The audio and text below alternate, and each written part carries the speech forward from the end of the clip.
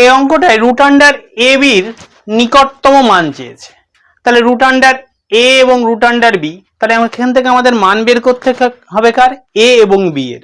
দেখো A B এর মান, দেখো রুটের মধ্যে রুট আছে, তাই তো এ বি এর মান করবে। রুটের মধ্যে রুট থাকলে তার আগে 2 থাকতে হবে, আছে তাহলে সমস্যা নেই। এখানেও 2 আছে তাহলে সমস্যা নেই।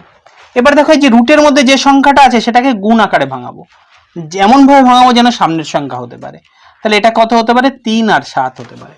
এটাও দেখো 3 যোগ 7 করলেও 10 হয়। এটা তাহলে কত হচ্ছে? 15। তাহলে 3 পাঁচা কত হয়? 15। এটা কিন্তু 5 যোগ 3 হয়।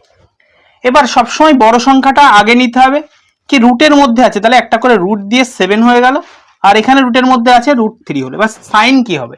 যে সাইনটা দেখতে পাচ্ছ সেটা বসিয়ে দাও। এবার এখানে প্লাস আছে, তাহলে পেছনের সাইনের কোনো চেঞ্জ হবে না। তাহলে এখানে হচ্ছে কত? 5 প্লাস কত হচ্ছে? √3। তাহলে এই দেখো এই 3 কেটে যাচ্ছে, তাহলে একটা করতে √7 আর একটা হচ্ছে √5। তাহলে কিন্তু রুট আন্ডার এ আর রুট আন্ডার বি, তাহলে এ সমান সমান 7ও হতে পারে 5ও হতে পারে, ধরে নিলাম 7। আর বি সমান সমান ধরে নিলাম কত? 5। কি চেয়েছে?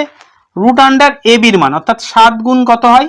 5। তাহলে 5 7 কত হচ্ছে? √35। 35 মানে কিন্তু 6 ছক 36, 36 এর কাছাকাছি চলে যাচ্ছে।